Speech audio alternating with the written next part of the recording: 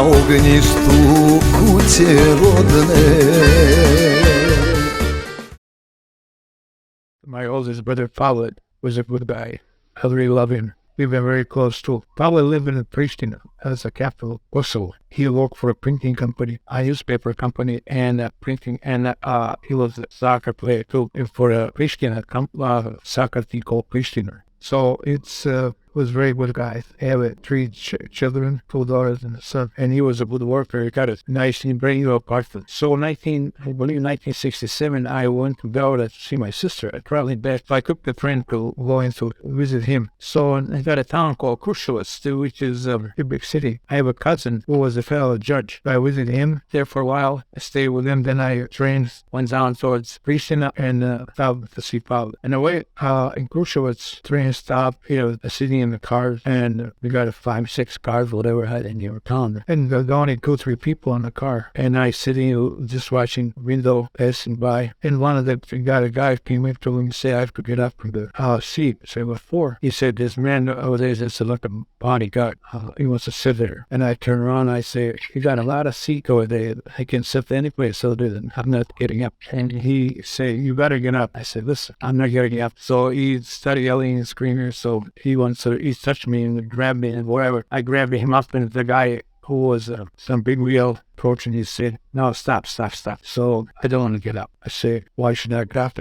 Seat every place. So there are only 3 people on a car, so you can sit any place, left, right, up and down. So he asked me, what's my name? I said, Bobo Nikčević. That's my nickname. He said, you just stop and thinking something happened to him. He said, Nikčević. You're repeating, Nikčević. I said, yes. And he said to me, do you know Paya? That's Pavel. That's what they call him, Paya. Nickname Paya Nikčević. I say, as a matter of fact, I'm going there to see him. Yeah, that's my brother, older brother. Oh my! He's so excited to see. He wants to sit down. And he told the guard to sit the other car over there behind whatever. And he said to me, what I'm doing? I say, well, I'm going to see Pavel, and I'm going to school. I'm graduating now to be a mechanic and auto body man. And we talked and stuff like that, and he's so excited to know that I'm Pavel's brother. So we traveling, and he said to me, I like your attitude. You stand up for yourself. I said to him, sir, one way or the other, I'm going to die one day, but I'm not going to tolerate any bullshit from anybody. I said, this is a free country. If you remember, President Tito said, we are all equal. He used to just give me a smile, and that what's going on. So he said, yeah, that's correct. So we thought pretty much all this too. They tell me all the stuff about it, and they asked me about me. And so I got to Pristina. Pavel's apartment is done, but outdoors still doing his remodeling and putting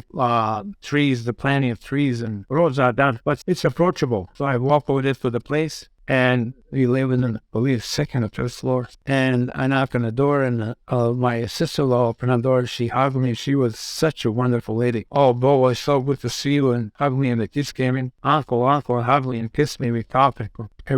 She had a coffee for me and was making breakfast. And all of a sudden, the door blew like a wind blew it off the hinges. And he started yelling, and he said, What is he? What the hell is going on? What is he? And his wife said to him, Paya, what's going on? What's wrong with you? You know what he did? And he just said to him, he said, Paya, in the sitting here having coffee and talk to me and the kids, were he talking, what did he be doing? No, then Paya felt so excited.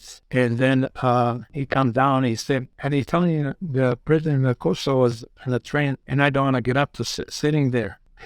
And I smiled. He said, what are you smiling? I said, and I told Ida, let me tell you what happened. So I explained to Ida what happened and said, there's 2 guys come up to me and they wanted me to get up because the train, and get this guy gonna sit. I say, I tell you, if that train is so full, I will be honored to get up and sit. But only 3 people was in the car. What the hell I should get up and we get? So Ida said to Pavel, he said, Paya, why should you get up? That's his right to sit there. There's nothing else. Yeah, but he's the president of Kosovo. He saw that. He said, who gives a damn? He's the president of Kosovo. They have to get up. So he come over there and he hugged me, and finally come down, and he said, and he finally to sit to away. President found and said, Paya, you have a beautiful brother. He's a good man, and he don't take shit from anybody. So Paya was happy to hear that. So that's a part about him. So I stayed there 2-3 days, and I continued traveling back to Macedonia, Skopje, to see my buddy.